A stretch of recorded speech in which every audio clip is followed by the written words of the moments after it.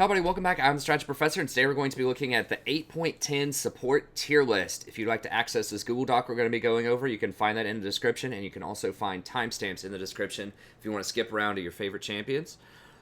You can also access this little mini Google Doc for each champion as well, and you'll find the link right below them.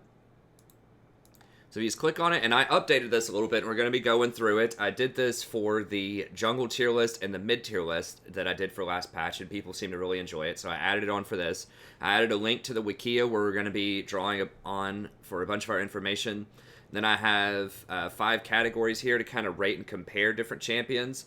Then I have runes and recommended items. And then if I have a guide for the champion that's released, then I'll have it linked down at the bottom. If I don't have a guide, there's a chance it'll be coming out sometime in the near future. I'm going to try to really crank it up and start pulling out some more guides pretty soon. Okay, and I release them on a regular basis, but I want to step it up even more than that and just see if we can do like maybe 1, maybe 2 a week, like really crank it up a little bit. Okay, so as far as these ratings go, these are the same ones that I use for the mid-tier list. So when I say lane pressure, just to kind of define what these mean, lane pressure means how much power do you exert in lane, how much control or dominance do you have over the lane. That's not necessarily killing the lane. That could be wave clear, that could be threat of potentially starting a fight, that could be the ability to push and roam. It's just how much control do you have over the lane, how much pressure can you put on the lane. So a lot of this is the ability to push in, and wave clear is weighted very heavily in that. But, you know, some champions can exert a whole lot of pressure without pushing the wave as much also. So if you think of someone like Blitzcrank just standing in front of a wave, or Thresh standing in front of a wave just looking scary, like that could be some decent pressure as well. So all of that is kind of mingled in together with this one stat, lane pressure. So how likely are you to be able to kind of control the lane the way that you want to control it during the laning phase? Kill threat is pretty straightforward. This is how likely is it that you're going to get a kill, particularly during the laning phase. So, you know, do you have ways to catch people and blow them up? Do you have a lot of damage? Do you have a lot of crowd control? These are questions to consider when we're thinking about kill threat. Safety, how likely is this champion to die in the laning phase? And this one's kind of throughout the game as well as it progresses. So, you know, thinking about which kinds of defensive mechanisms does this champion have? Does this champion have any kind of speed boosts, crowd control, just other things that can help keep them safe over time. So how likely are they to die during the laning phase, when they're out warding, when they're rotating, and during team fights? Scaling. So this one is pretty complicated. I have an entire video on scaling on the main channel if you want to check it out under the topical guides. But pretty much just how much stronger does this champion get as the lane progresses. And all of this is relative to other supports. So when I'm talking about lane pressure, I'm talking about, you know, how much does this champion pressure the lane compared to other supports, and it's 1 to 5. 3 being kind of the average champion in the role, 1 being very far below average, and 5 being one of the best.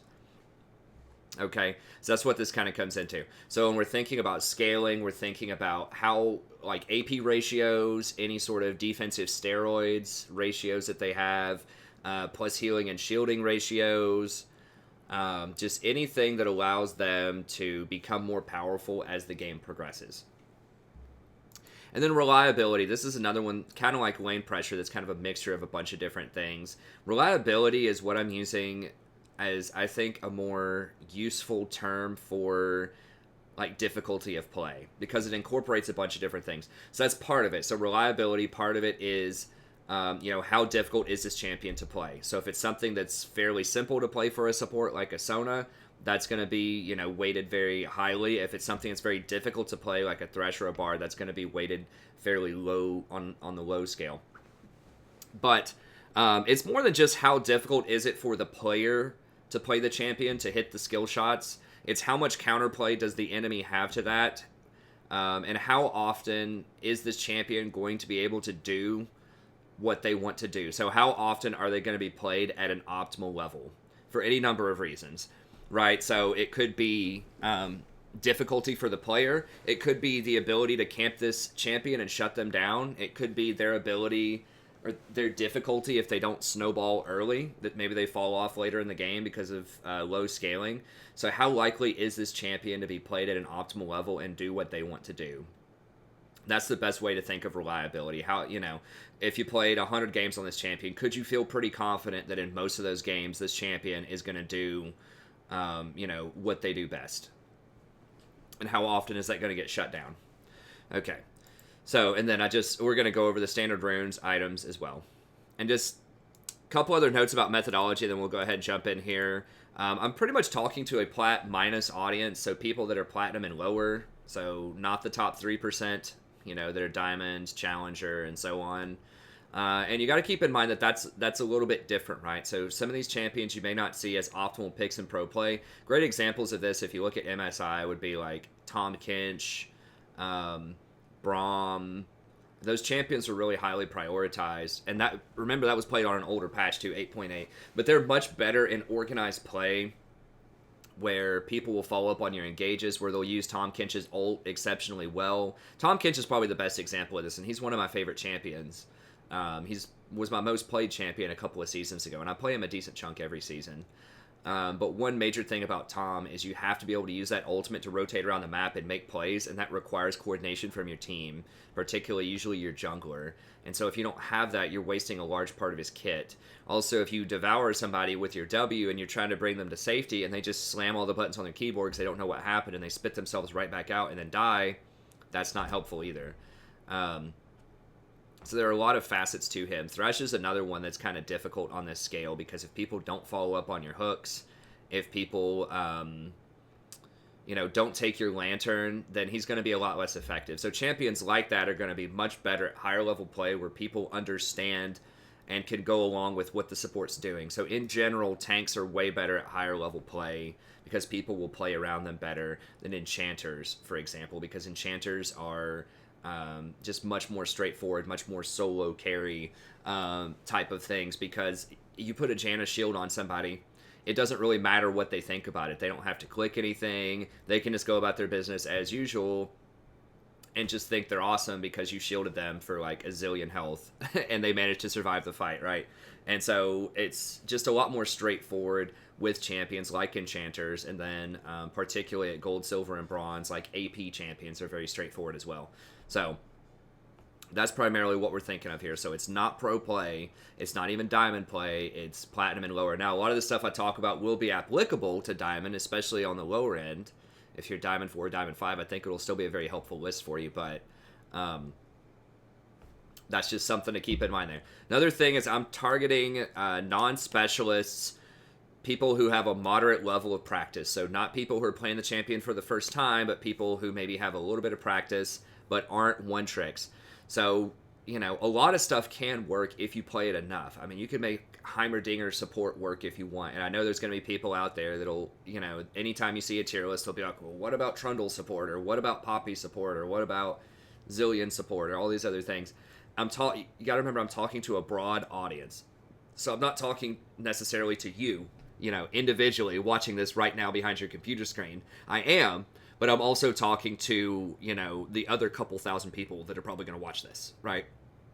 So if you want very specific advice, like for you as an individual, I do offer that as well in the form of like an op.gg review or a coaching session, or you could even, commission to have me do a guide specifically for you if you want to do that. And I'm more than happy to do that. But that's not really the goal of this, because it can't be, right? I can't simultaneously target 2,000 or 3,000, individual people that are watching this and what they like to play and what they're good on. So it has to be kind of this broader audience of people that don't one trick in this. They're just watching this to get some general ideas about how the meta is sort of evolving. All right.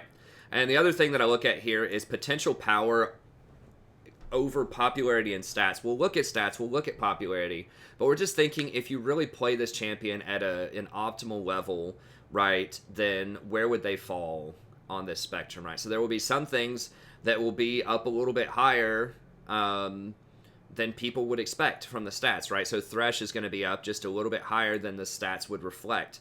And then some champions might be lower than their stats would reflect. So for example, Zillion's probably, I don't know his exact stats as support, but he's usually lingering somewhere kind of up near the top in the top 10, but I don't have him in my top 10. So we'll talk about all that stuff a little bit, but you know, I don't just go down Lolalytics, and we'll look at that a little bit here. We'll look at kind of the stats for Lolalytics. But I don't just click on this like maybe some other content creators do. I don't just click on this and just go down the list, right? And just say, okay, this is the order of all the champions, you know, in terms of their win rate and things like that.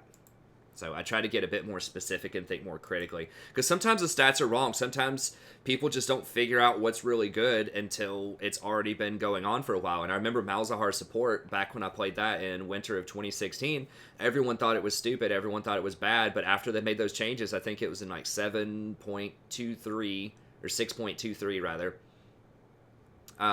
He was really, really strong, but people didn't figure out about it for a full month. And then they started banning him. And, you know, perma banning him, and then he got nerfed a lot. But he was really good for a while. And so I'm not saying that I always necessarily find, like, super underground picks, but I'm open to that. I'm not necessarily against finding, like, underground picks. So I just think about champions sort of theoretically and look at their potential power and just analyze them. And that's how I make the decisions that I make a lot of the times. Okay, let's go ahead and get in here. That was a pretty big preamble, but I did add in some new stats, some new methodologies. I do have a link to the patch notes video here if you want to check that out. To be honest, there's not a lot that happened on this patch. The biggest thing is that I think, and we'll have to see how this works out mathematically, I watched Freak's patch notes video, and I don't think that... he seems to think there won't be that much of a difference in the jungle. I think it'll slow down a little bit early because it's going to take 4 camps to gank instead of 3. And so you can't, you know, junglers can't just go, you know, blue wolves red or red wolves blue or whatever top lane at 3 minutes. So this is going to give lane dominant champions a little bit more power because they're going to have more time to exert their will on the lane before they get ganked and camped. So I think that's the biggest thing, is that lane dominant champions will benefit a little bit more on this patch than they did on the last patch because they won't get camped as early. They don't have the potential to get camped as early. I think. It's not going to be a huge difference, but a little bit. Now, next patch, 8.11, be sure to tune in for that one when that comes in, because that's going to be crazy. If they're definitely doing the AD carry stuff. They're doing Pyke. I released an entire video about first impressions of Pyke. If you want to check that out on the channel, just released it either yesterday or the day before. They're doing a lot of the ADC changes. I talked about that on an 8.10 PvE video from last Thursday, I think. So be sure to check that out. But once all of that actually gets released in a couple of weeks, that's probably going to be the biggest patch of the season so far. And that's kind of like the midway patch, I think, of the season. So I guess they're trying to make it super big, but that's going to be crazy. So anyways, let's go ahead and get in here. Okay, so I'm going to talk a decent chunk about the Tier 1 and the Tier 2 champions. I'm probably not going to talk about the Tier 3. I'm going to consider them like honorable mentions. I also didn't upgrade the Google Docs for them, so I don't have the rating system for them, just to kind of save a little bit of time, make sure I get this out before the stream tonight. But I did do it for all of the top 15 champions here. And the way that I always do the tier list is Tier 1 is always 5 champions, no matter what, the best 5 champions. So that's not saying they're all equal, but that's saying that these are the optimal picks most of the time, and then I kind of define it there in green next to it. Tier 2 are the next 10 after the top 5, always 10 champions. And then Tier 3 are the 10 champions after that I recommend. Okay, so it's always top 25. So it goes 5, 10, 10 for Tier 1, Tier 2, Tier 3. Just to add a very sort of easy to understand sort of metric and rating system that I have here. So these could be reasonable blind picks or very early picks, 1 or 2. If you're picking these, it's difficult to pick them as blind pick, first or second pick. But if you want to pick them, you can pick them up like 3rd or 4th. Perhaps, and then these would be very niche things a lot of times that you would only want to pick up 3rd, 4th, maybe even 5th pick if you need a very specific type of champion in your comp a lot of time. And there are always exceptions to these rules too, but this is just kind of general guidelines. Okay, let's look at Nami. So Nami moved up a little bit. I think I had her at 3rd. She may have been 2nd last patch. So she's still pretty far up there. But I have her at number 1 again. I mean, I've been doing very well with her, so that's one thing. But I've come to realize after not playing her for some games and then bringing her back in, she's just so well-rounded. She's so good at almost everything. So she has really good base mana regen. She has that 12 mana regen, so she benefits very heavily from early fairy charms. She's very diverse in her build. She's good with Ardent Censer first. She's good with Redemption first. you know, and then in a pinch you could get a Shirelia's on her if you want. You'll notice this with a lot of the top picks are all going to be Enchanters. I have a whole video about Enchanters scaling too if you want to watch that on the channel, so I'm not going to go too far into that. But Enchanting and the plus healing and shielding stat scales better than almost any other stat in the game because it has triple buffs. So if we look at something like a Nami heal here for 185, right? With a 0.3. That's pretty simple. Now it bounces around, so you're going to get more than that out of it. But when you think about how does a heal actually work, right? So let's say that the person you're healing has 100 magic resist, as an example. Okay, so you have your base heal, 185, and let's say that you have plus 20% healing and shielding. You're doing the 185, and then you add the AP ratio onto it, 30% of your AP. Let's say you have 100 AP. It's a real simple number. So you'd get plus 30. Okay, so now it's 215. And then you do the plus healing and shielding, so extra 20% on top of that, so that stacks multiplicatively. You get the AP first, and then after that bigger AP number, you know, resolves, then you get to do the plus healing and shielding, so times 1.2. Oops, what did I do? Okay, so 185 plus 30 times 1.2. Okay, so 258. And now, if you're healing somebody who has 100 magic resist, then it's going to take 100% more damage to break this counteract this 258 heal, right? Because 100 magic resist is going to reduce damage, incoming damage, by 50%. So really, this effectively becomes times 2.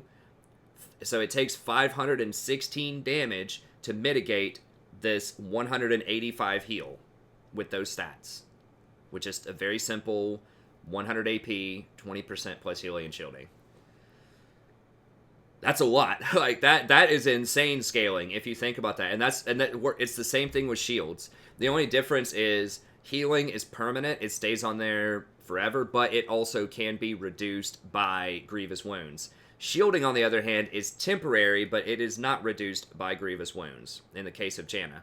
So that's what makes these enchanters really strong, is that they work with resistances instead of against them.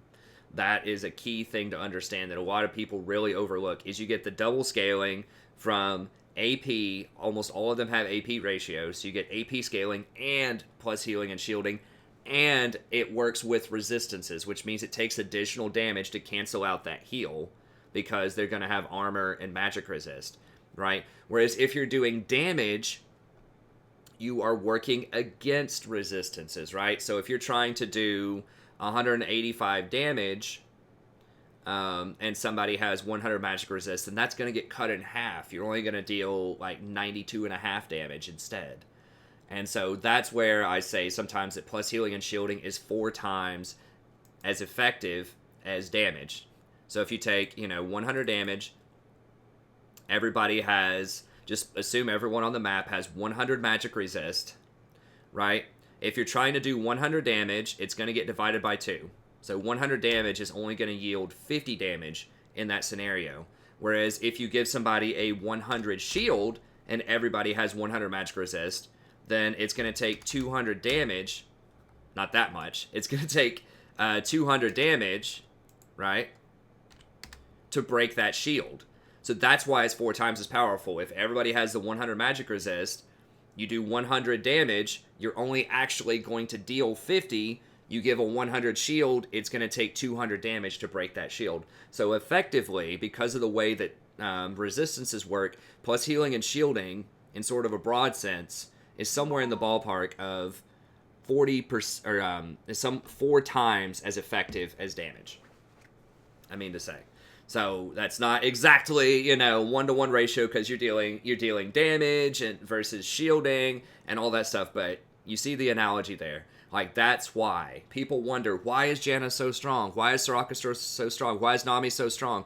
I thought all of these all caps YouTubers are telling me to play Zyra and Brand every game because that's how you carry low elo. No, you carry low elo with enchanters because the scaling is ridiculous because of the way that it works with resistances. That's how it works, okay? So you can do it with Zyra, you can do it with Brand, but there is a reason that at every elo, certainly at Plat and lower, Enchanters are going to dominate, right? And this is why. Because the stat plus healing and shielding is too strong, because it scales with AP and it works with resistances. So Riot is aware of this, and they've said, and I talked about this in my 8.10 PBE notes, they didn't do it on this patch. But they're going to do something about that in the next 2 to 3 patches, where they nerf the stat plus healing and shielding. They're going to change it around. They're going to try to make Enchanters a little weaker, which is whatever. I mean, I love Enchanters. I think they're a lot of fun, but I can play tanks. I can play AP supports. I just play whatever wins. So anyways, that's background info for all of the Enchanters there. So how does Nami specifically fit into that? Well, she has a really nice heal in lane. So she has some of the best trading in lane because you just walk up, you press W. It's not a skill shot. It has nice range, 725. It damages them and heals you. She's the only champion in the game where it's one button, one click, damage and heal. And that's really, really impressive in lane, especially at that range because that outranges all auto attacks. So we'll talk about that, why that's relevant when we look at Janna and Lulu here in a second. But this is some of the highest range guarantee harass that also heals you. And it scales pretty well. So not only does it have AP on the base, but when you get more AP, it also lowers the amount that each wave, the reduction for each bounce. So if you have 200 AP, then you're getting 100% value out of each one, in addition to getting this extra right here. And it can have a really long range too. So you can not only heal somebody from 725, but it can bounce and damage an enemy after that for an additional 725. And then in theory, it could go an additional 725 after that. So, in a crazy scenario, you could impact 2,100 units away if everybody's about 700 distance and you, heal an ally, then it damages an enemy, and then it jumps and heals another ally. It could have a really large influence. Now, that doesn't usually happen, but it's not unusual to, when your ally's chasing somebody and you need to try to get that extra little bit of damage on them, it's not unusual to throw your W on them, bounce it off an ally, and, do that last little bit of damage to an enemy. Or if an enemy's chasing your ally and you can't quite get to them, but you're behind the enemy, you can bounce it off of the enemy onto the ally to get that extra heal. So this is just really, really nice range. You can just toss this in a fight. It can also trigger Ardent Sensor multiple times. So if you throw this on one ally, it bounces, ally enemy to a different ally. You trigger it on 2 people because they would both get healed from it. So it's a very, very powerful ability. It's great in lane, and it's great later on. Has a really nice passive that gives 60 extra movement speed here, which is, for a lot of champions, it's like 15 to 20% movement speed for a 1.5 second boost. And that's a lot, and this has no cooldown. So, if you hit them with a wave, you get them with the Tidecaller's Blessing, you can speed them up quite a bit. So that's really nice to help your allies catch people who are running away or to help keep them safe. So it's kind of like a Karma shield that she puts on somebody to give them the speed, and we'll talk about Karma here in a little bit. That has a pretty good ratio, too, of plus 20% AP. Which doesn't sound like a lot, but if you have 100 AP, that means you're getting 80 extra movement speed for a 1.5 seconds, so it's pretty good. And if your ultimate touches your ally, then they get double speed. So they end up getting, 120 base speed. So it's really nice. So she gives nice mobility to people, including herself, who need to get away, who are trying to hunt people down. Bubble's really nice if you land it. It's a 1.5 second stun. It's a perfect 1-point wonder. You don't have to put a lot of points in it. It's just 60 mana. 875 range is awesome. And a pretty reasonable cooldown. So this is excellent. Excellent 1-point wonder. Because you get that full... There's none of this 1.1 to 1.6 second scaling or something like a Taric stun. You get the full 1.5 right off the bat. Needless to say, this is extremely strong. And it can hit multiple enemies, right? I've seen triple bubbles before, if everyone's grouped up. So very, very strong. Excellent to chain together with other abilities. Ashe hits an arrow on somebody. Jhin roots somebody. Does anyone on your team hits crowd control, it's almost guaranteed this is going to hit. And then sometimes you can be the person to hit this as well, so that's really nice. And because you only use this to harass a lot of times, you just W auto attack, then you can save this Aqua Prison if they try to dive you or come at you. And then you have this as well, Tidecaller's Blessing. So with Lulu, for example, you really want to be using your E and your Q to harass. That's 2 spells that are going to be down if you want to harass. So that makes you a lot more vulnerable if they want to counter engage you. Whereas with this, you'll still have 2 spells available because you're only using 1 to harass. So that's really, really nice. And then her E also helps you slow people down for basically 3 seconds. So in between each auto, it slows them for 1 second and does pretty decent damage. I mean, the total damage that they do is 255 damage with a 0.6 ratio. So that's pretty legit. So it's not as strong as like a Janna shield because it scales off of your AP, not off of your ally's AD, or like Lulu, where Lulu's Whimsy scales off of your enemy's attack speed.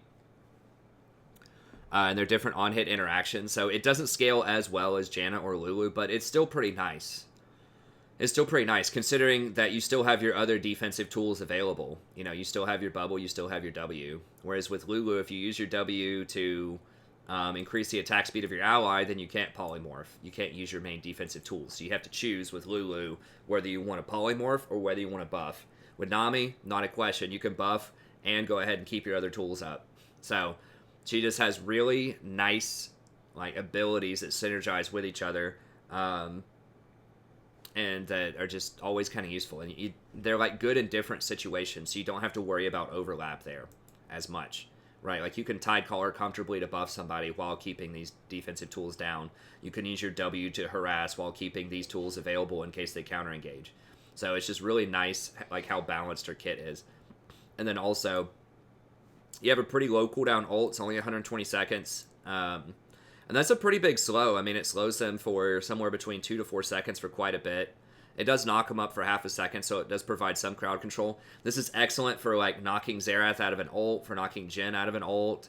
And just really throwing this right in the middle of a team fight and just disrupting a bunch of people is very nice too. It doesn't do insane damage, but it's pretty decent on a low cooldown. Now, it says very easy to dodge. So you don't just want to throw this out right away. Usually you want to try to land a bubble first or just have people committed to a team fight. But it does have really long range also. So it's got like 2750 range. So you can throw this from pretty far away. So pretty good. Pretty decent. So, you know, her kind of niche is extreme lane harassment. Very good. Nice heal champion, so she's good in an aggressive lane where you can get up there, harass with your W, maybe land a bubble, go for a kill. But then also if you're just getting destroyed in lane, you know, your AD carry is just autofill and they don't know what's going on. At a bare minimum, you can just heal them and chill in the back.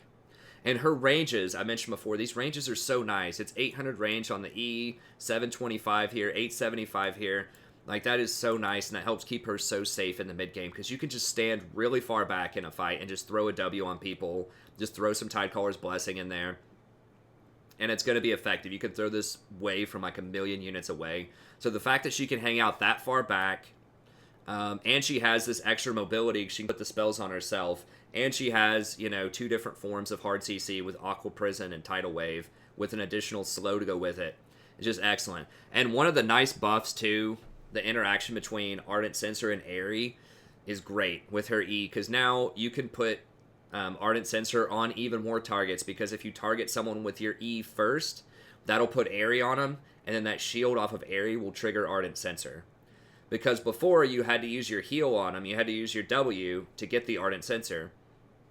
But now you don't have to worry about that. You can just use your E, put the Ardent Censer on your AD carry who's on the back line not taking any damage. Then you can use your W in the fight for the frontliners to bounce around and not only heal them, but also give them Ardent Censer. Whereas in the past, you would have to choose, okay, do I want to W my AD carry, even though they're not taking any damage, just to give them the Ardent Censer buff? And risk not healing my frontline? Or, you know, do I want to heal the frontline and not have the Ardent Censer on the AD carry? Now you can have the best of both worlds, right? You just put the E. Make sure you do the E first so that it puts Aerie on your AD carry, right? Because if you use your W first into the team fight, it's going to put Aerie on the person that you healed. And then when you use Tidecaller's Blessing on your AD carry, they won't get the Aerie. They won't get the Ardent Censer. So make sure you're timing that right. It's a little weird getting used to, but you always want to put your E on somebody first, because the people that the wave bounces to, they're going to get Ardent Censer anyways. They don't need Aerie for that Ardent Censer proc. Okay? So make sure you put the E on somebody outside of combat first, and then save your heal for when you actually need to heal somebody, and then use that. Okay. Another fun fact is you can use Q on people to speed them up also, because even though it doesn't slow them, if you use the Q on your ally, like while they're running to lane, I've had people ask me that before on stream, why do I bubble my AD carry when they're running to lane? It's to give them that extra movement speed so they get there 1 second faster. So you can do that when somebody's trying to chase somebody else down, you know, Clown Fiesta style. Maybe you can't quite reach the enemy. Maybe your W and your E are on cooldown. You can't quite reach the enemy with your bubble. You can bubble your own ally to give them that speed boost to catch up to the enemy. So that's just a really, really quick trick that you can do. Okay. So yeah, lane pressure, extreme lane pressure. She's the best bully in the business. One of them. I'd say her and Zyra are the two like most lane dominant champions right now. Very, very strong. Pretty high kill threat in lane. If she gets people low, whittled down with that W and then lands that bubble, there's a pretty good chance that you can have some kill threat. Very safe for the reasons I described. She can play really far back in team fights. She has excellent range. She has speed up. She has 2 different hard CCs. So that's excellent. Scaling. Pretty good. Not quite to the level of Janna and Lulu like I mentioned before, but she is an enchanter. She does have that triple scaling. She does have really good AP ratio because don't forget her wave bounces. You know, twice you get 3 bounces. So, you know, the number might look like, oh, it's just a 0.3 on the shield and a 0.4 on the damage or whatever. But once that starts bouncing around a lot, then you start getting really big ratios. So, let me put a proper number on here. So, let's say that you heal an ally, bounce to an enemy, heal back to an ally. That's a 1.1 ratio, right? So it's 0.3, 0.5, 0.3. If you hit an enemy first, it's a 1.3 ratio. So it goes to a 0.5, 0.3, 0.5. So she has over a 1.0 ratio either way you cut it in a team fight off of this. And so that's a lot of scaling.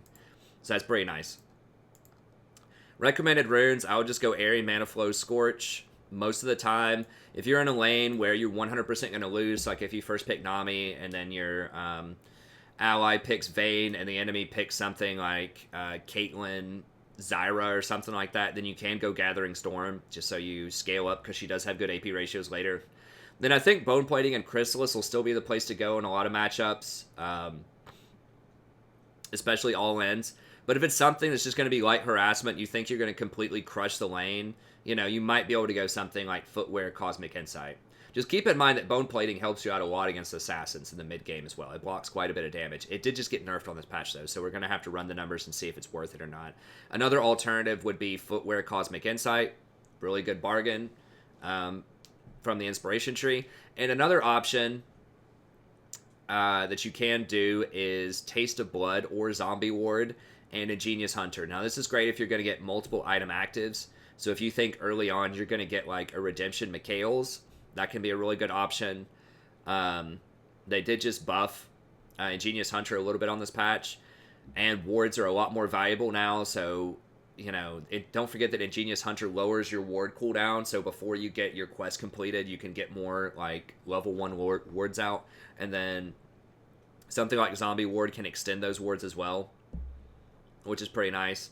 So, you know, it's tough. If you're going to get Ardent Censer first, then it may not be worth it to go Ingenious Hunter because you won't get a lot of effect out of it until later on in the game. But if you're going to go Redemption Mikhail's first, like let's say you have a Jhin on your team or an Ezreal or somebody who's not going to benefit as heavily from Ardent Censer, then you might want to go Redemption early and then Mikhail's if they have a lot of CC. They have like a Thresh or an Ashe or something like that. So if you're going double activatables early, then you might want to consider doing that. Whereas if you're going to go Ardent early, then you might just want to do Footwear Cosmic.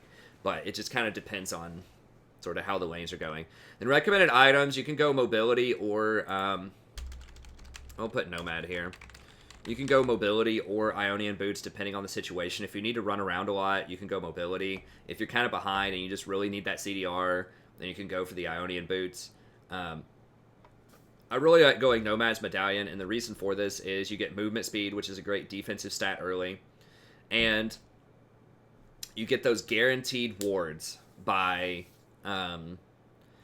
usually around 10 minutes into the game, whereas if you get camped or if your AD carry just doesn't help you harass and it becomes really dangerous and you just can't get off a lot of harass with your Spell Thief, sometimes it can be as late as 20 minutes before you get your wards, and that's pretty gross, and you're definitely going to get outscaled in terms of gold. in the mid to late game, because you can't just walk up at level 14 and just cast a wave on, that 5-kill Yasuo that they have, right? So it makes it a lot harder to get gold as the game progresses if you go for the Watcher.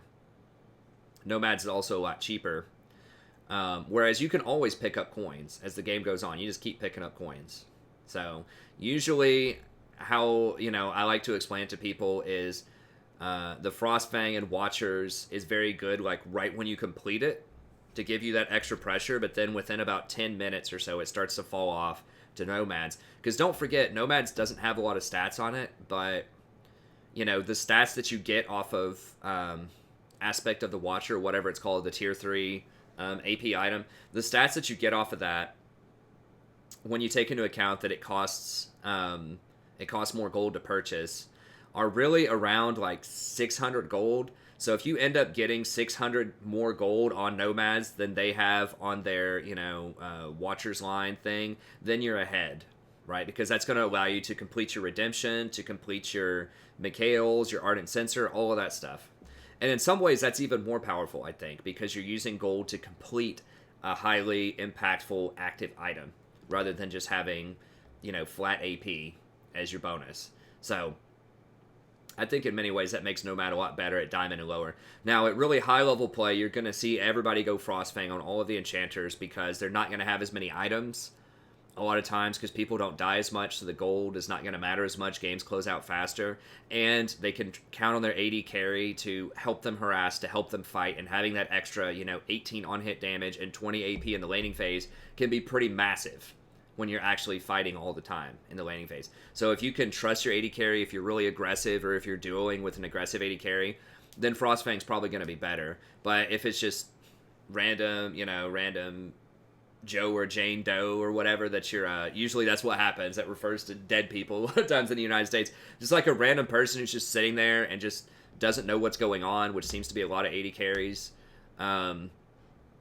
Not saying everybody, if you play AD carry on this channel, but that certainly seems to be my experience in games. Is I try to go up and harass with people like Nami, and the AD carry just sits there and watches a lot of times at this elo. So that's why I prefer Nomad. It's guaranteed, and you get that nice defensive stat, that extra 10 movement speed on the Nomads, and you scale much better later on into the game with the coins. So better scaling, better safety, sacrificing a little bit of damage in the lane, but more reliably getting those wards by 10 minutes, completing that quest item by 10 minutes, I think is worth it.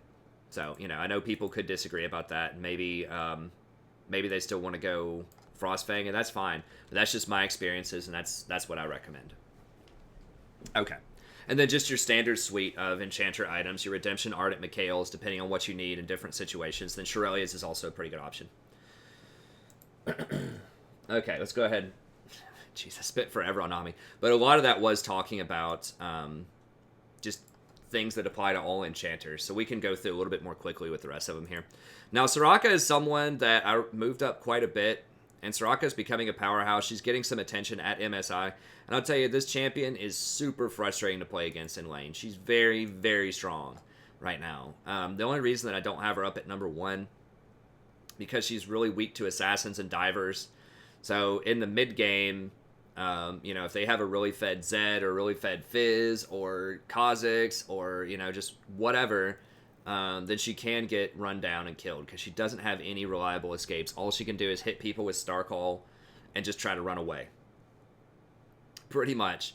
So that's kind of rough. But she's excellent at team fighting. And what people have been doing on her is maxing Equinox, which I originally thought was pretty troll. But the reason that you're doing this is it gives you guaranteed damage in lane, which is very nice because people don't have a lot of sustain right now in lane. They do have fleet footwork and like Doran's, but you can trigger Airy and Scorch on people with just that Equinox proc. And it does a lot of damage. If someone sits in it for the whole time and they get double hit by it, that's 460 with a 0.8 ratio. So in a team fight, or if you have an ally that can CC somebody, so if you hit them with that Equinox and then Gen W's and roots them in there, and then this blows up on top of them, that's a lot of damage.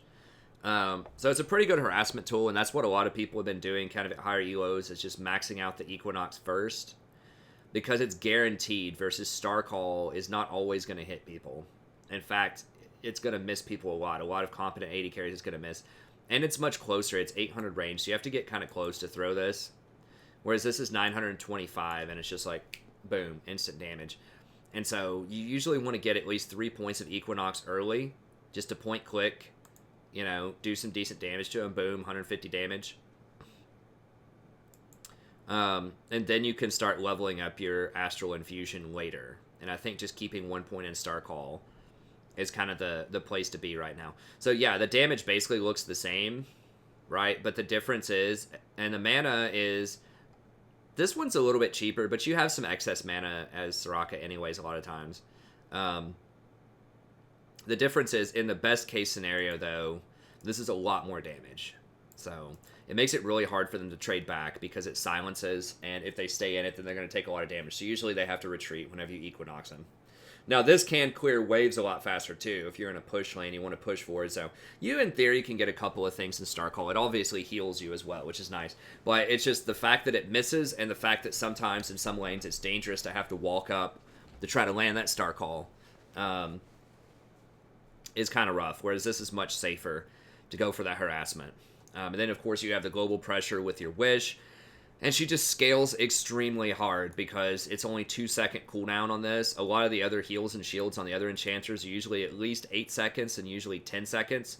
So she can get off like 5 of these in the same amount of time as like a Janna shield. Not including CDR and stuff like that. So that's a lot. That's like 1,000 heal or something, you know, with a 300% ratio. So she really outscales almost everybody. If Soraka survives in a mid-game teamfight, it's just almost impossible to win. Even if you have Grievous Wounds, it's so difficult to deal with her. You have to buy Grievous Wounds. It's just like an 800 gold tax on your AD carry.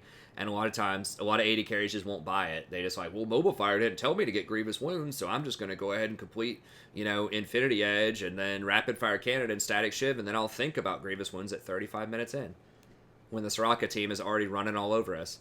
So a lot of people are just very stubborn or ignorant, and they just won't get Grievous Wounds. So that's a bonus. But even if they do get Grievous Wounds, she can still be pretty effective. So she's really, really nice. Now, one thing to keep in mind, too, though, is the range on Astral Infusion is really low. It's only 550 versus something like Nami's 725 on her W. It also costs you health, of course. That's going to make you a lot more vulnerable. So she's Glass Cannon. You know, she's very good against other enchanters in the lane because she can just heal through any harass Nami's putting down. She can heal through any harass Janna's putting down. She's going to scale just as hard as them late game. So if you don't have an answer, if you can't get on her and kill her, it's a big problem. But if you can, she can definitely be picked off and killed. You know, she has really low base stats. Her armor is actually kind of high. That 32 armor. There are a lot of other champions that are in the 20s armor-wise, but she only has 325 move speed. So she is pretty good. She's definitely pretty good right now. So her lane pressure is okay. She can push. Not as hard as some of the other champions. She has good, steady harass. Her kill threat, pretty low. It's unlikely you're going to kill people with Soraka in lane, maybe. Her safety is extremely low. She has no types of mobility or escapes other than situational stuff. Like you just keep hitting them with Qs and run away, or you're running towards an ally that's injured that's really far away and you get that extra movement speed. Like you have some options, but it's kind of limited. But her scaling is through the roof. She just does so much healing once she gets that redemption and Mikhail's. Just off to the races. Just like insane healing. And her reliability is pretty high, especially if you go with the E max. There really aren't any skill shots. You just point click that E and it's going to hit them. You know, your heals aren't skill shots. Your ult's not a skill shot. So she's very, very easy to use relative to other champions. It's just not quite a 5 because she's so dangerous. She's not that safe, so enemies can shut her down in terms of reliability. But usually when you have a Soraka on your team, you know what's going to happen. A lot of times you're going to outscale, and if you just protect the Soraka, then you stand a really good chance of winning the mid to late game. Okay, another champion here. We got Janna. So Janna fell down a couple of slots here for me. Her early game is just really suspect right now. That 20-second cooldown on her shield is really rough. So Nami just tears her up early. Even the Soraka can like kind of bully her around a little bit early, and Soraka is going to keep up with the scaling later on. And a lot of these games, it feels like they aren't coming down to the AD carry as much. Like, the AD carry is important, but I feel like most of my games are determined by either the mid laner or the jungler. And so, having this extra shield is nice, but if it's like an AP champion or like a heavy burst champion, then it feels like the shield may not be as valuable. It's still really, really nice. It's one of the, you know, strongest abilities in the game for an enchanter, giving an extra 40 AD on the shield. But, you know, that 18 seconds early on combined with a lower shield strength does make her decidedly very weak in the early game, particularly against Nami and Soraka, who are both extremely popular right now. So she does have a high win rate. She is very strong right now when we look, you know. She has second highest win rate to Nami. So she is very good. It's just a suspect early game, but she's great against divers. So if they pick like a Zac or something else that's just trying to dive and get on top of her, then she's going to be really, really strong. Hey, thanks for this. Thanks for the sub, old boy. I appreciate it. But yeah, I mean, I talk about Janna all the time. Just super strong, really fast movement speed with her W. She can peel people. She's the queen of peel with her Q, with her ult. Really, really heavy healing on her ult. 150%. Heals everybody for like a zillion. It's on kind of a longer cooldown, but very high impact. Awesome shield if you make it through the late game. You know, you get to level 9 or 10, you get the shield, you get a couple of items. It's very difficult to stop her. So, yeah, I mean, I think she's pretty good. She's kind of lacking in the hard CC. She does have the Howling Gale. She does have the Monsoon. So, no, she is good. She is good in her own right. I just moved her down a little bit. I mean, maybe she deserves to still be number 1. Hey, what's up, dude? But yeah, very, very effective. Sorry, I did. I'll holler at him here in a little bit. I didn't realize that Discord was on, so I'll pop out real quick, then I'll holler back at him in a little bit. Like, you gotta watch that Discord. You know, sometimes it's just kind of on in the background, especially if you have a hot mic like I do a lot of times. You know, just because sometimes you're like recording a video or just, you know, whatever. You gotta watch that. So, talking with your wife about finances or something. But anyways, so we've got Monsoon, Eye of Storm, Zephyr, Howling Gale. Pretty good. I've talked about Janna a lot in past videos. She's still going to be really strong. So I have her for lane pressure, kill threat, safety, and scaling. Really high. So going to be really high on the safety, scaling, reliability. You know what you're getting all the time. She's very easy to play. And then the kill threat is pretty low. Like, it's unlikely you're going to kill people, but she can provide some pressure just by spamming W on people. So she's really good statistically, you know, in terms of these. If you're looking at these point values, probably the highest point value person on the list.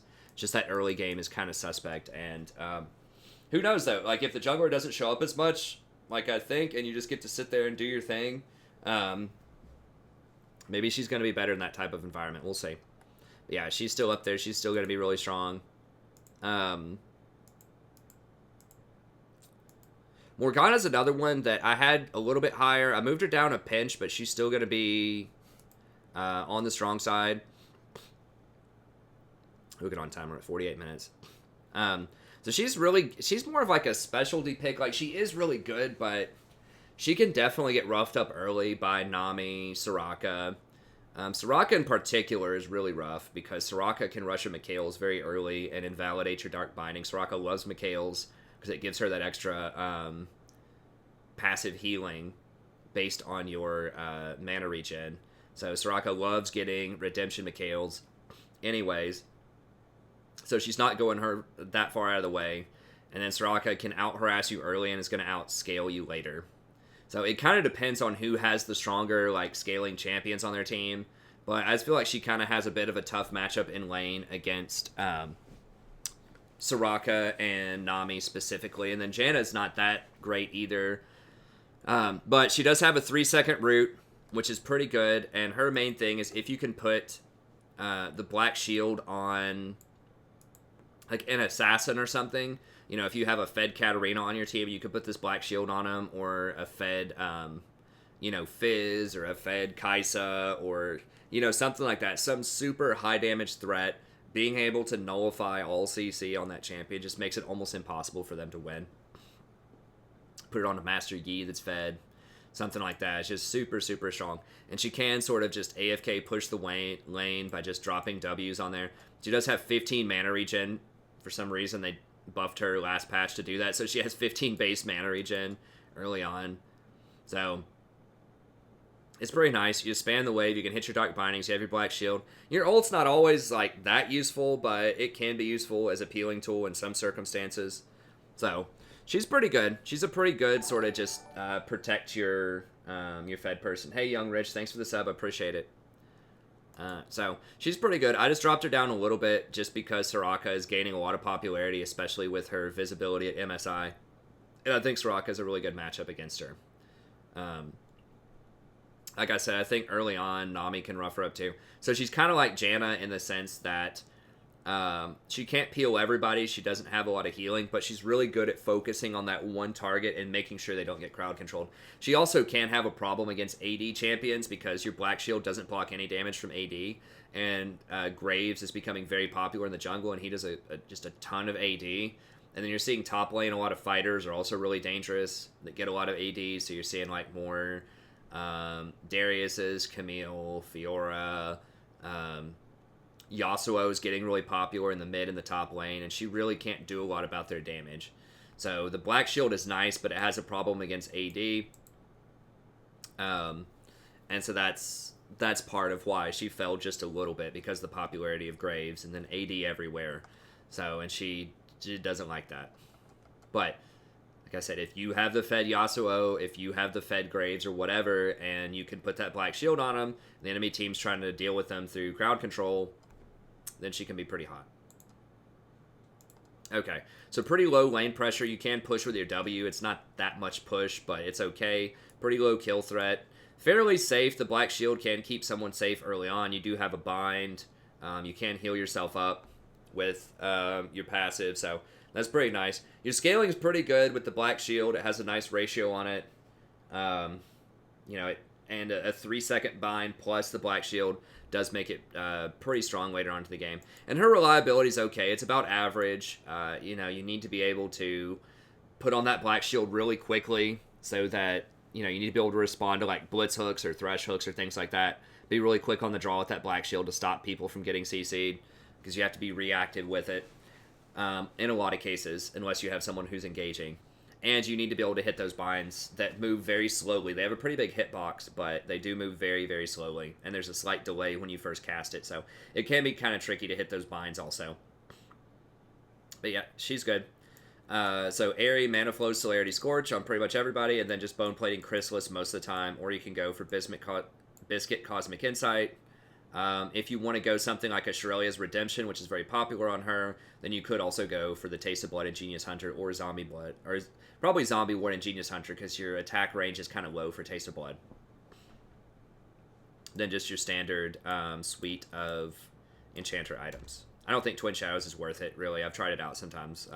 Shirelia is really good, though, right now. Okay. All right, Lulu. I moved Lulu up just a little bit. She is good against assassins. The problem is Lulu sort of has a hard time against Nami and Soraka, specifically in lane, but she can keep up with Janna. She is strong. Like, if you have an assassin that goes in, you can boost them up with your ult, obviously, and that's going to give a lot of extra firepower. Lulu is best chosen with someone who is a hyper carry that auto attacks a lot and preferably has some kind of on-hit interaction that's really strong. So Lulu is very good with champions like Kog'Maw, historically is her best one, but she's also pretty good with Twitch, pretty good with Jinx. So those would be the three champions I would say I'd pick Lulu with. These hyper scaling, lots of attack speed steroids. And the reason for that is every time someone auto-attacks, they get extra damage based on picks, which is a lot. At level 9, that's 63 extra damage with a 0.15 ratio. So if you have 100 ability power, you're looking at 84 on-hit damage on every auto-attack.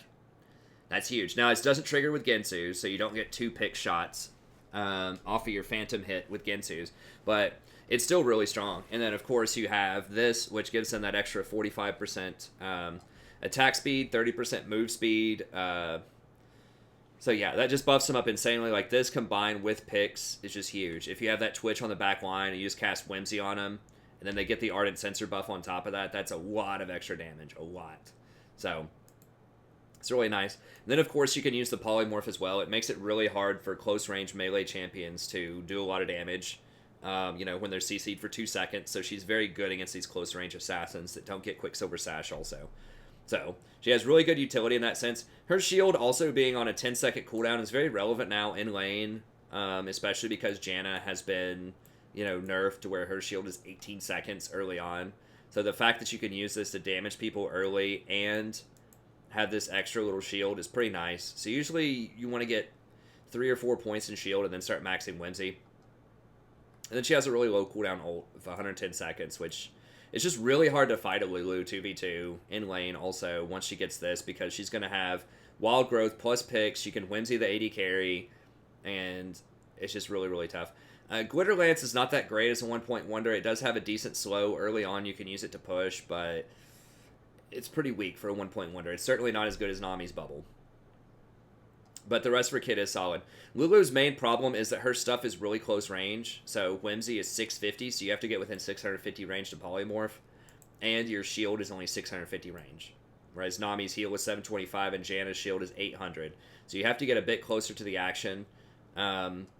She has pretty low base movement speed and defenses, so she can get caught out and killed pretty easily in fights. And one of the biggest things is you have to choose. Do you want to crowd control somebody, or do you want to buff up your carry, right? Do you want to give that bonus attack speed, or do you want to polymorph for 2 seconds? So you can't have it both ways, right? So this is a way that, like, Nami's kit is more optimized than Lulu's, where Lulu, you have to make this tough choice on your W because it has these 2 different uses, but that's really most of the power in your kit.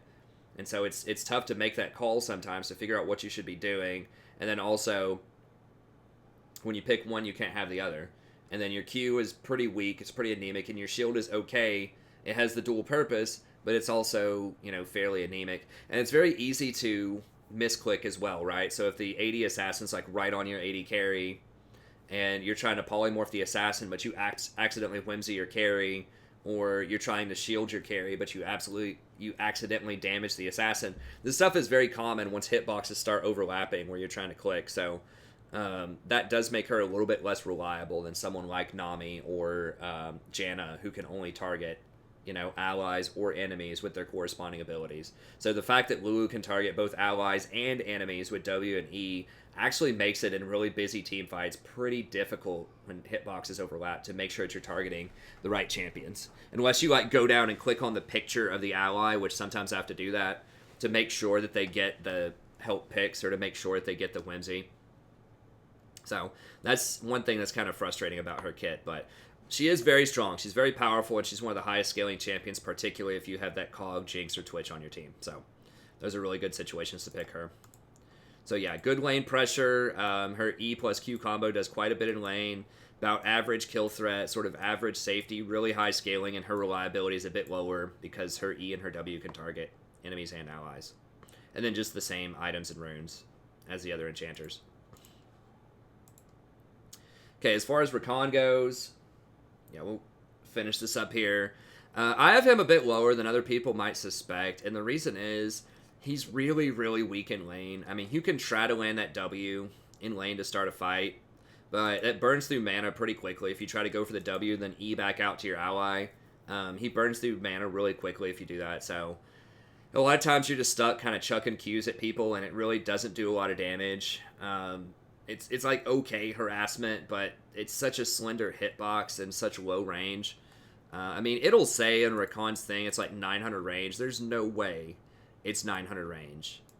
It just feels like it's so short and it's so hard to hit this Q. It feels like it's like 500 range. It's not that short, but it feels really, really short. The hitbox is super slender. And it does like okay damage, it's all right. He does have really high scaling, like he has a 90 AP ratio on the passive, a 0.9, Then the shield has a 0.8. Remember, you trigger this twice, so that's a 1.6 ratio on this. So that's a 300 shield with a 1.6 ratio. That's a lot of shielding when you max out Battle Dance. So what you do now is you go 3 points of Q and then max out shield after that most of the time. He has a really low cooldown, high impact ult. Is that right, Rory? Are you high impact? Yes. She looks kind of tired or sad. Well, she just woke up like 15 minutes ago. Is that right, Rory? And you know what? She woke up before that at like 6:30 and she cried that I did not engage. And she went back to sleep. I heard that. Yep. Is that right, Rory? Were you upset? That's what you gotta do. Mommy just let you cry alone? You do not engage. It's a kitty. Oh, Kitty. is that what she's looking at? Hi, kitty. Are you waving at the kitty? Kitty's on bed now. Look, Rory, over here. There's Kitty. Rory. Hi, Kitty. Hi, Kitty. Hi, Kitty. Kitty's gonna eat your sandwich. It's Daddy's sandwich.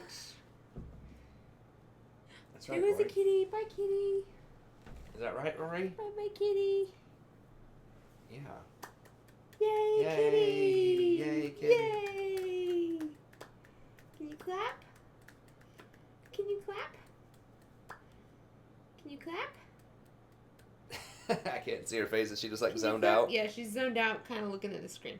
Oh, I think she's looking at the thumbnail of herself. Is that right, Rory? Are you Screen. looking at yourself you in clap? the thumbnail? Can you clap? Can you She's clap? like, what is that? Are you filming me? What is this? I think she realized it was moving when she was moving. Oh. Alright, well, we're in the middle of a thing, so we gotta fix this. Oh no. Yeah, that's right. Yeah. Good job, Rory.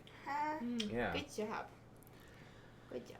But yeah, once you get out of the laning phase, he's really strong. He's awful in the laning phase. That's part of why I've had a terrible time this season with him. I had a really good time last season, and definitely in the preseason I was almost 60% with him at one point.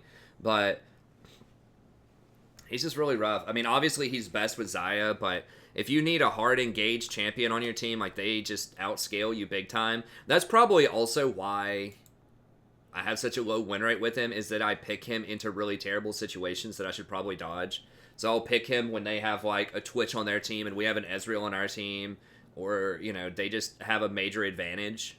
Whereas I'll pick something like, I don't know, I blind pick Nami, but there are just some champions that I will only play when we already have a really good advantage, like Soraka. A lot of times, if they just don't have any dive or assassins, I'll play Soraka, and she'll have a high win rate because they don't have dive or assassins, which are like the best types of champs. So it's kind of got like some metagame stuff behind the statistics. Like I bring him into really hard situations, and I bring in Soraka into situations where we're probably already going to win, based on champ select. But yeah, I mean, really nice ratios, really hard engage, good CC, really good itemization, very versatile. He can go Enchanter builds, he can go Zeke's, he could even go Banner of Command if you really need that. It's kind of weird on him these days, but it is possible. But he has a lot of options, and especially one of his stronger builds, if you have an 80 carry gets fed, is you can get Ardent Sensor and Zeke's, and that's double buff, right? So it's going to give him the Ardent buff for the attack speed and the on-hit, and then it's going to give him the extra on-hit damage as well from the Zeke's. So Zeke's is very popular on him, but then I think Ardent Sensor and Redemption can be really good too. So, yeah, very strong champ. Pretty good. I just have him a bit lower because his lane threat is bad. He's super safe though. Like you can get out of almost anything with Rakan. He has very high scaling with those AP ratios, and his reliability is a bit low. He can get shut down early, and there's a lot of room for player error because there are a lot of decisions, and he's one of the more difficult supports to play. But yeah, very strong. Zyra, I moved down a little bit just because assassins are becoming so prevalent over time that it's so difficult for her in the mid game. Like I've snowballed games where I go like 5-0 in lane, and we still end up losing because they just have too many threats later in the game, and it's just too hard to end the game. So if you can end the game at like 25 minutes before the Enchanters start scaling on their team, you know, then she's really good. But even if you dumpster that Janna in lane, even if you go 4-0 in lane and get the first tower, if they just hang out, if your team just doesn't close and that Janna manages to get something like Redemption Mikhail's or Redemption Locket or something like that, it's going to be very difficult to kill people later. So she's very strong. If you like to play people with a lot of damage, she's the type of support that's going to get like #1 damage in the game a lot of time. She's very, very strong. Really heavy lane pressure with those plants, really heavy team fight damage, really strong ability to just completely erase people if you catch them out in a bush. But she's very immobile. She has no escapes, no speed ups, no nothing. If she gets caught out warding or anything else, she's dead. Now she does get some help with warding because her plants can scout for her, so it does give her extra wards. And since they're nerfing the wards early, this is really good that she gives that extra vision. So that's nice. But yeah, I mean, I have an entire guide for Zyra if you want to check that out in the description. I'm going to add another one that's updated for Season 8 here pretty soon from Christoph, so thank you, Christoph, for that. But yeah, just watch some of my Zyra videos if you want to know how to play her. Watch the guide if you want to know what's up with that. But basically, you can just spam these Q plants in lane. She did get a huge buff last patch, too. For some reason, they gave her 15 mana regen, which is pretty crazy early on. And she has 575 auto range, which a lot of people forget about. So it's really easy to harass with auto attacks and to siege down towers, too, early on with her. And she has 340 base move speed, which is a lot for a mage. So she's really good. She's really good. It's just, you know, if I were playing down in, like, bronze, silver, or gold, you know, as someone who's from, you know, high plat, low diamond, I would probably play Zyra most of the time. In fact, I did early on in the season when I failed, you know, really early. I went on this huge loss streak and fell down to, like, gold 4 with, like, I don't know, silver 1 or gold 5 MMR. It was terrible. It's one of the worst weeks of League I ever had. I fell, like, 300 LP over, like, 3 or 4 days.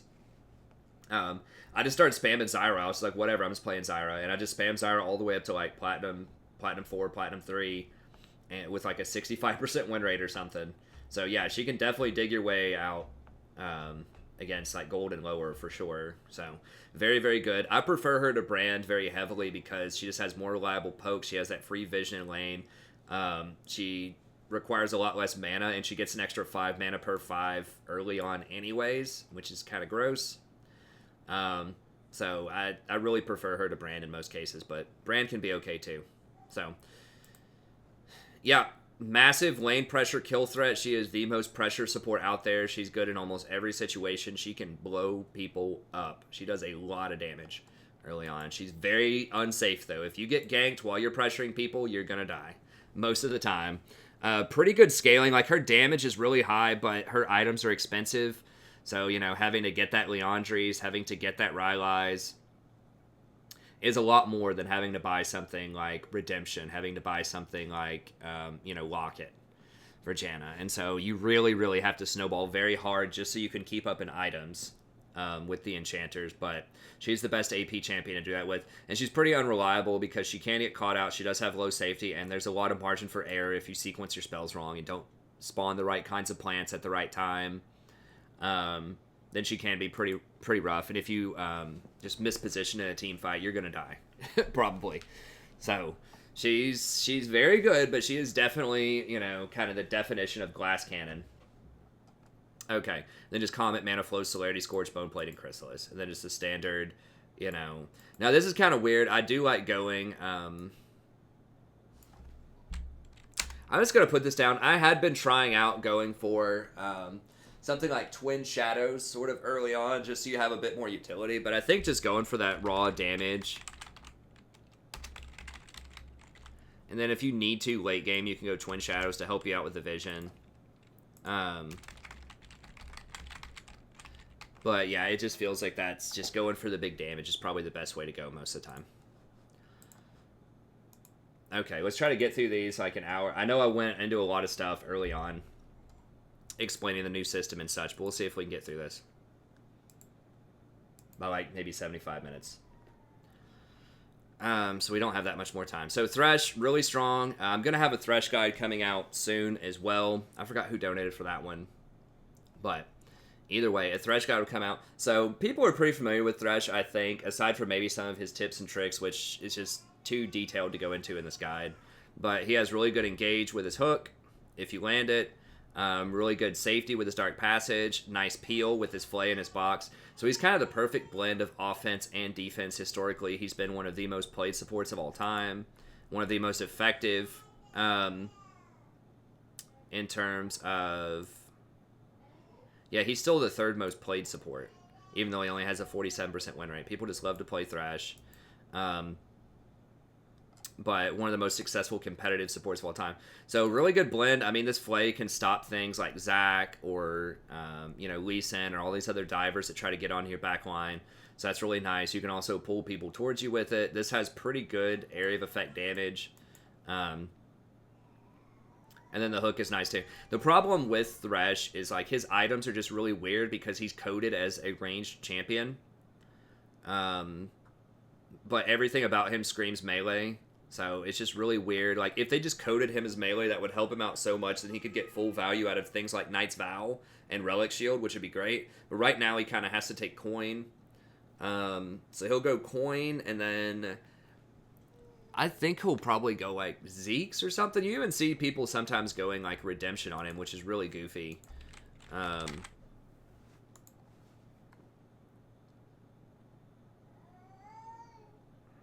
Yeah. So a lot of people are just kind of building him like an enchanter, pretty much. Now, some Biofrost is going Zeke's. But you will see some people get something like Righteous Glory on him. I would much prefer to get Shirelia's because it's a lot cheaper than Righteous. Now, it doesn't make you as tanky, though. But I feel like you don't need the mana as much. I don't know. But I don't see a lot of people getting Shirelia's here. Yeah, like Redemption, Zeke's is popular. You can get Knight's Vow, but remember, it's only half value because he counts as ranged. So it only is going to mitigate 6% damage and give you 6% healing. So that it's just, it feels bad. Redemption feels bad too because he doesn't really have a lot of plus healing and shielding. All he has is his Lantern. So that's really awkward. And you don't get a lot of other plus healing and shielding. Like, Redemption really wants you to get multiple plus healing and shielding items. So you get those really big Redemption hits. So he's kind of got Bard-itis here. And we'll talk about Bard here in just a second, but pretty much, like, awesome kit, awesome champion, one of the best, like, coolest designs, but the items are just awful on him. The items are just terrible. So that's kind of his issue. His runes are pretty bad on him, too, because he has to run Aftershock, and that's been nerfed, like, numerous times. Now, he was very good earlier on in the season when Leona was really good, because he's a counter to Leona. He's a hard counter. And you can still play him as such if they play Leona and you don't want to play like Morgana or Morgana's banned. Thresh can be a pretty decent pick. But yeah, his items are just really wonky right now. So if they change around the runes, if they nerf enchanters, if they nerf their items a lot, or they buff or create some items that could be really good on Thresh, or code him as a melee champion so he can benefit from Knight's Vow a little bit more, then he'll definitely move up in the rankings. So, he's alright. He's pretty good. He does have some decent lane pressure. He does have good kill threat. You know, there's a decent chance if it's a good Thresh in a lane that you will be able to land some kills. He's pretty safe because he can play really far back when he tries to land his hooks. They have long range, and his Lantern, of course, can get people out. He has virtually no scaling, though. He doesn't have any plus healing and shielding benefit. He doesn't have any armor or magic resist benefit. All he gets is, like, a little bit of extra armor when he gets his souls. But you got to remember that, like, it feels like he gets bonus armor off of that, but he has really low base armor. So he has 28 base, and he gets 0 armor per level. So no armor per level, and he gets really, really low magic resist per level, too. So it might seem like, oh, this is really cool, you're getting all this extra armor. But you got to remember that other champions get that for free. They don't even have to collect souls.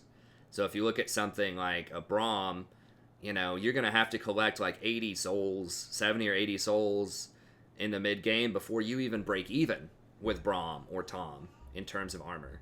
So that's the thing, is his passive is it feels bad because it feels like you should be getting all this extra stuff, but in reality, you're just keeping up with what other champions get for free without having to get anything. So you really don't start getting a major advantage in terms of extra armor until like 30 minutes into the game, 35 minutes, when you get like 100 souls or something. So that's it, kind of feels bad. I wish they would rework his passive a little bit to give him, like, maybe kind of like Bard when he hits certain thresholds, like maybe once he gets to like 30 souls or something, then he gets a slightly longer chain.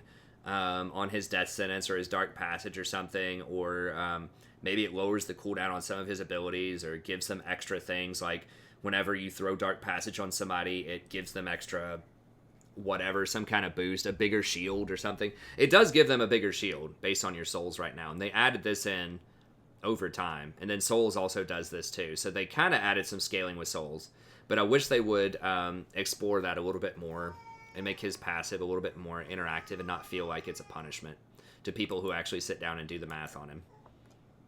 So anyways, he's okay. Just Aftershock, Bone Plating, Second Wind, Unflinching, and then Bone Plating and wait, why did I say Bone Plating and Second Wind? I don't know. I guess he would probably just get Boots and Cosmic Insight. Probably be the best there. So yeah, he's okay. It's just his items and runes are terrible. Sona's another one, is alright. I just feel like Nami's better most of the time, but Sona does outscale her in terms of like big team fight contributions. They have nerfed Sona pretty recently. I'm just going to go through this faster here, so I'm not going to click on her. But she has pretty good lane pressure. She can harass early. It's pretty low kill threat, though. She doesn't have a lot of CC pre-6. She's not very safe. If she gets caught, she's probably going to die. She's really squishy. Her scaling, though, is really high, and her reliability is high. So if you're new to support and you just want to play something that's going to be effective no matter what late game, then Sona's going to be your girl. So I don't think you go tier on her anymore after the nerfs. I would probably just rush Redemption. That'll give you a ton of mana regen. Just your standard Redemption. Probably Redemption, Ardent Censor, maybe Mikhail's. It just depends on what's going on. You could even go Athene's Unholy Grail is decent on her because she puts out okay damage. Just please do not go like Lichbane, Sona. It's so terrible. Just don't do that. It's really just like shooting your team in the foot when you get that item, because you could get like a full support item and a half if you went for something other than Lichbane. So just do not go like Archangel Lichbane on Sona, please. That's just not. If you want to play an AP champion, that's fine. Just play Zyra, Brand, or Fiddlesticks. Okay, just don't do it with Sona. I know there's that 16-year-old girl or whatever out there who's challenger that plays Sona mid. Okay, right? There's Bill Gates also, right? Who got a millionaire by dropping out of college and like starting a tech company in his garage. Okay, so yeah, some people just are those people, right? They're the people that do things that other people can't do, and that's fine. But just don't emulate them, please. I mean, like, in theory, can you make it work because she made it work? Sure. But will you? Probably not. Okay? And that's fine. So if you want to play a damage support, there's nothing wrong with that. Just play an actual damage support. That's my opinion on it. You know, whatever. If you want to go Lichbane Rush Sona, that's fine. I'll just tell you, when I see that in my games a lot, it does not go over very well for that Sona usually. Like, I remember one game, this Sona in lane got like a few kills early, and then late game we were just crushing them in these team fights. I was like, how are we winning? And it was because she went like all AP, and I don't remember who I was playing. I was probably playing like Nami or something, and I had, you know, things like Redemption, Mikhail's, I think I ended up getting Locket or something like that, and I just had much more team fight impact because of those items. So anyways, yeah, just better scaling off of her W in lane, a little bit less consistent harass, a little bit more squishy than someone like Sona, so it's going to be tough, or than someone like Nami, so it's going to be tough in lane, but once you get to 6, you do have a really nice kill threat with your ult, so it's a good combo with, you know, things like Ashe, Varus, stuff like that have really good CC that you can chain together and go for kills later, so she's pretty strong. It's just they definitely nerfed her early game pretty hard, but her late game, she's still a monster. Okay. Karma, we're seeing Karma a bit more lately. She's alright. She does have really good lane pressure with her Q. You can just spam Q on waves. It's like average kill threat. She's pretty safe because you can run away with your E. You can, you know, boost up your AD carry to run away. So she's kind of like Nami in that sense. I think she gives a little bit more speed than Nami does. Or maybe it lasts a little bit longer. Nami's lasts for a second and a half. Yeah, this lasts for a second and a half too, and gives, yeah, a little bit more speed. So Nami's like 60 flat movement is equivalent to about 20 move speed. So yeah, Karma gives like double that. Triple that to, remember this doesn't scale with AP though, so as Nami gets more AP, once Nami gets 100 AP, then she's going to give like 80 movement speed instead, which is like 40 something percent. So similar. Karma's going to give a bit more movement speed on her shield only, though. Nami gives that on every single spell, gives that extra movement speed. So it's similar in that sense, where it can keep your allies safe. And she has a lot of poke, so she's very good against things like Zyra and Brand. She can out-poke them, out-harass them in lane. Her problem is she doesn't have a lot of hard CC. So when dealing with assassins, sometimes just shielding somebody is not enough. And when you put the W to try to root them, they're going to be so mobile and so fast, they're just going to jump out of your root a lot of the times. Or they're going to have already killed their target by the time you root them.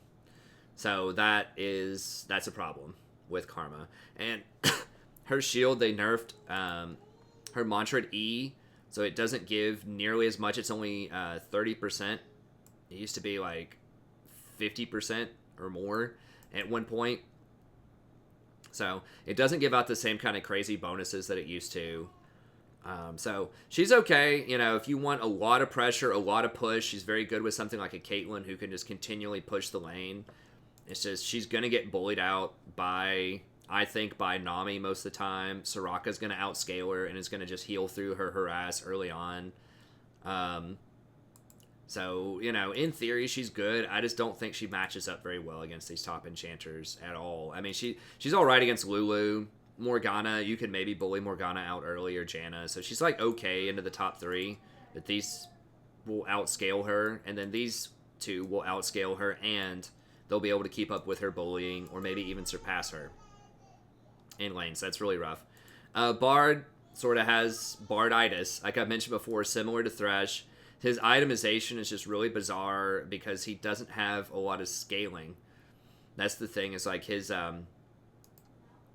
E has no ratios on it whatsoever, neither does his ult. His W is the 1-point wonders. This is the thing that you max last, so that's not going to matter that much. They did lower the mana cost on this, which is nice, this patch. They gave him a little nudge. But what Bard needs, and I say this every time I talk about Bard, he needs either 525 range, maybe 550. 525 would be a baby step, so he could actually harass more consistently early on. Or he needs some kind of buff on Magical Journey. So if allies go through this, they get something. They get movement speed or attack speed or extra AP or just something. Just some kind of buff here.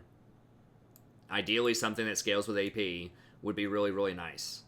Or they get some kind of shield when they go through it, or they get a heal, or just something magical about it, other than just like going through a wall. Just make it something actually magical about this magical journey, and I think that would help him out a lot. But right now, he's just kind of lacking a little bit in utility later on in the game. Like, obviously his ult has a lot, and he can move around.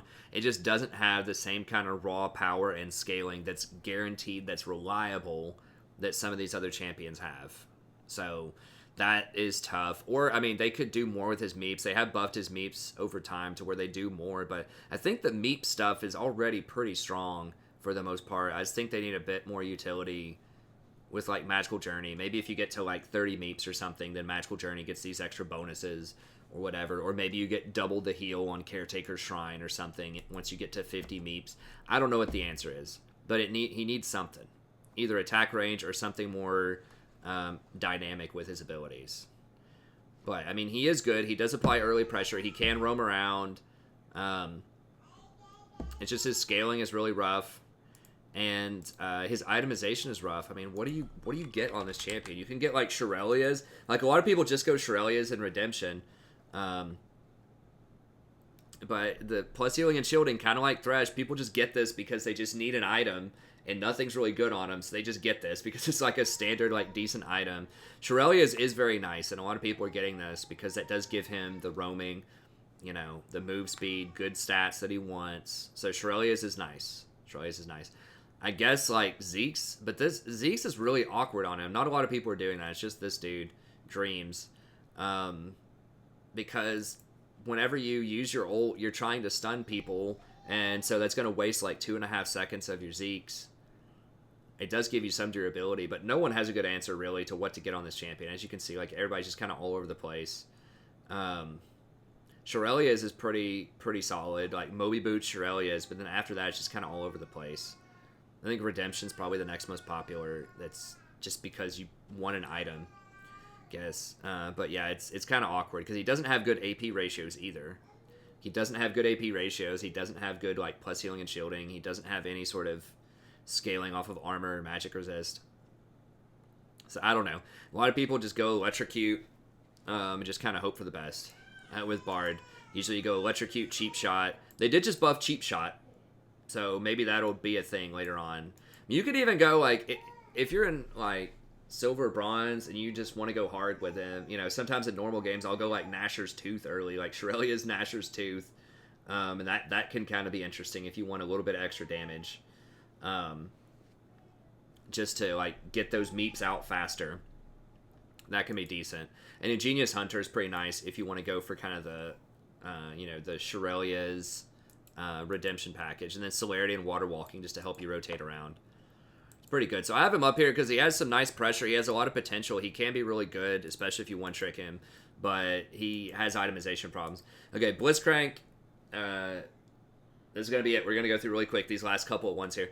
Blitzcrank, really good counter to Enchanters. His issue is he's just a kind of a one-trick type of champion where like you have to hit the hook. If you hit the hook, he can be really good. If you miss the hook, you're completely worthless. And that's just a little too unreliable for me. He does do a lot of damage. His scaling is really questionable too because like, well, I guess I'll click on him, whatever. So decent lane pressure, very high kill threat, decent safety, but really low scaling and reliability. You can run around and completely take over games. I mean, I've tried out running like Predator on him. You can run Electrocute if you really want to stack that extra damage on. Predator will let you roam around to the mid lane if you want. It'll let you rotate a lot faster. So it's decent, but he kind of has itemization problems too. It's like, what do you get on him? I mean, I guess you can get like... I think Shirelia's would be pretty good. Some people like to get Righteous Glory. I don't know what is going on in the other room. She is really not happy about it. I don't know if you guys can hear that or not. My wife's in there messing with her. I don't know why she's so mad. But yeah, Shirelia's, I like Shirelia's on him. He does have really good AP ratios, actually. His ult has a 1.0. His hook has a lot. I don't remember what, it might be a 1.0 on it. So, what was it doing? I don't know why she's so mad. I have to check her out here in just a second. But anyways, yeah, so Shirelia's I think is pretty good. Zeke's is pretty good because you have a low cooldown ult, so maybe just Shirelia's Zeke's. Could be pretty decent on him. This would give you a little bit of utility just in case you don't kill him right on the pole. And then Shirelia's will let you get into position to kill them more and to rotate around the map. So I like that. I like the Shrelia Zeke's package. Okay, next up, Alistar. I've moved Alistar down a little bit. He's okay in lane. It's just he gets outscaled so hard by Enchanters. It's just like, it's crazy just how much he's just worthless. Later on in the game is what it feels like. So if you can get your mobility boots and run around and just snowball the game really hard, make plays around the map, then yes, Alistar can be really good. And he is scary in lane early on, you know, when he's sitting there right in front of that minion wave, and you're playing there as Nami, and you know he can engage on you, that can be really, really tough. But he's very susceptible to ganks. You know, if he goes in and the jungler shows up, it's a real problem. If your team doesn't follow up when you engage, it's a real problem.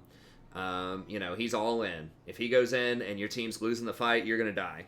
So it's really tough. If he gets caught out while he's warding, you're probably going to die, or you're going to have to blow your ult and just hope that your teammates come and save you.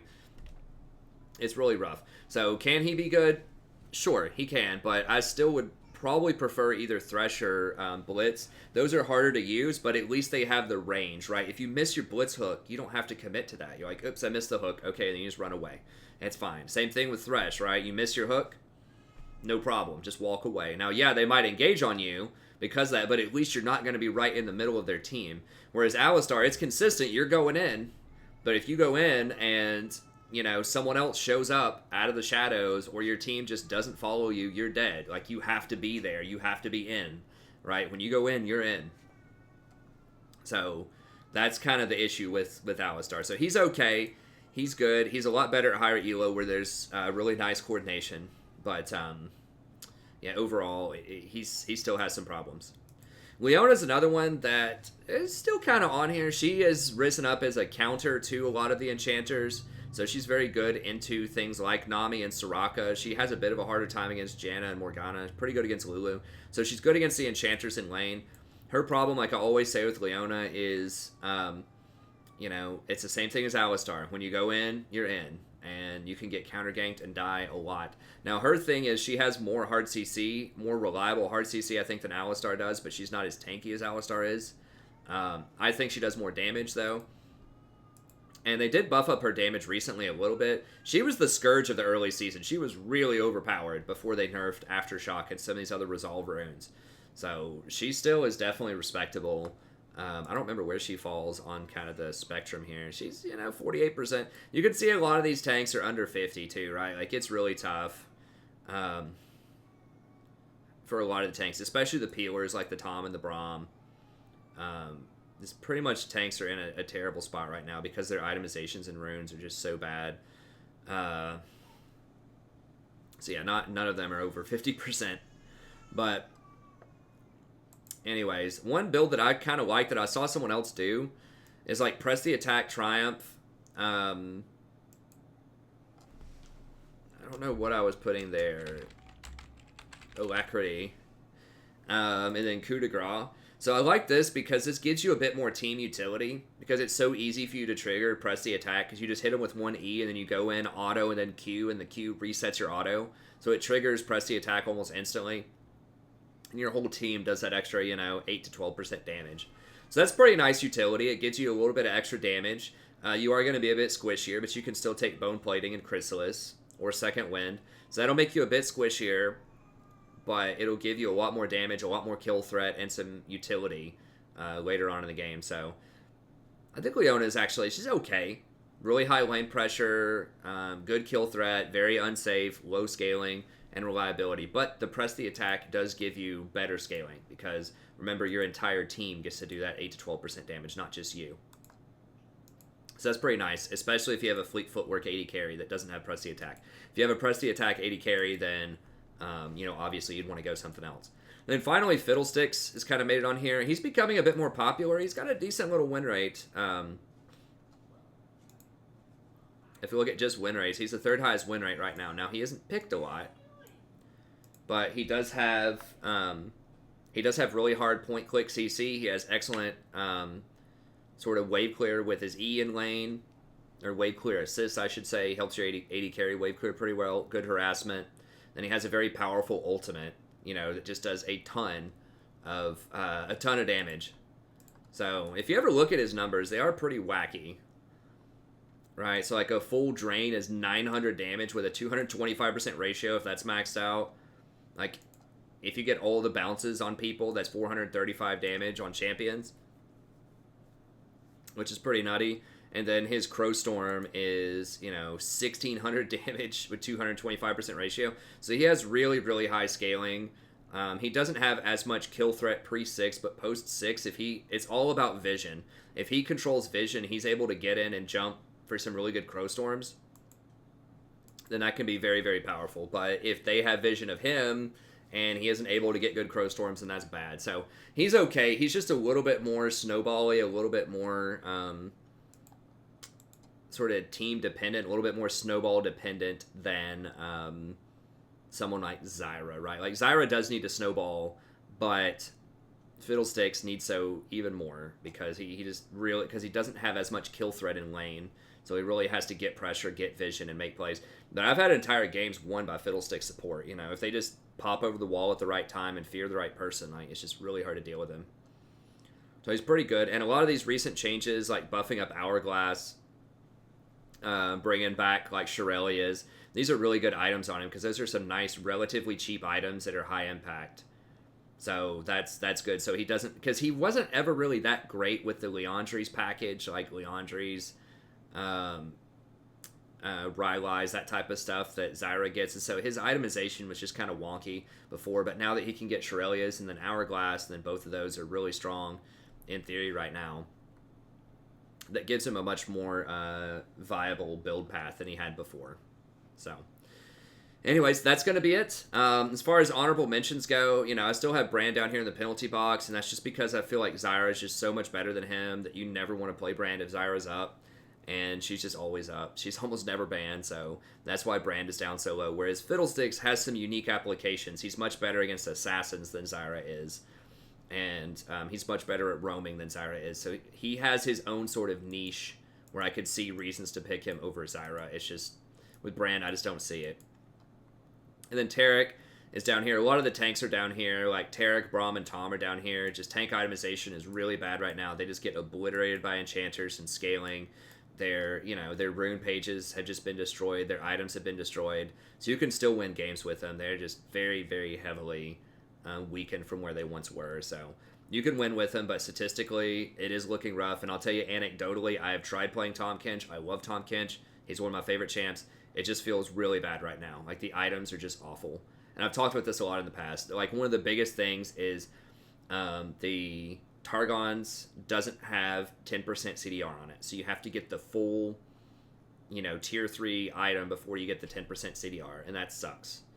And the fact that you have to get, like, Ninja Tab Eyes and you can't get Ionian boots or you can't get mobility boots on a lot of these hard tanks, like the Braum, like the Tom. It's just really rough. And there's so much damage out there right now that they're just going to kill you, right? With all the Conquer users and Graves, like, one-shotting people. It's so much damage that the tankiness really doesn't even matter as support anymore because you can't get enough, like, gold to keep up with them in terms of tank itemization. And the Locket nerf, and then specific nerfs, especially to Tahm Kench and his Grayskin, make him a lot more vulnerable to poke in lane. So that's really, really rough. So I do love them. I do like the tanks. They're just in a very rough spot right now for solo queue. Other sort of niche AP champions down here too, like Vhagar and Vel'Koz. They are fun. They're good in certain situations, but very, very narrowly. Like, most of the time, you would rather have a Zyra or a Fiddlesticks. But, like, Vhagar is really good against, like, Rakan specifically. Are you feeling better, Rory? Did you just need a drink? She was losing her little mind in there. I gave her some yogurt. Oh. And then she was happy. What is this all over her face? Is that yogurt? And then she finished it. What? It's just tears? Or snot or what? Tears and snot, yeah. Okay. There's some french fries for you. You feeling better? I was trying to grab this thing before I was done making it. And Zillion's okay. He can boost people around. I just feel like, someone like a Nami or a Karma is going to be better at doing that. Maybe even Sona. But yeah, I did add Swain on here. I'm kind of watched him as an honorable mention. I don't have a Google Doc page for him because I just didn't make one yet. But I'll do it later at some point. I'm not sure if he deserves to be up here yet, but I wanted to put him as an honorable mention. I did play him some in normals. He feels interesting. Like, his E is... Like, he has really good... pretty good CC with his E, just ripping people's souls out or whatever.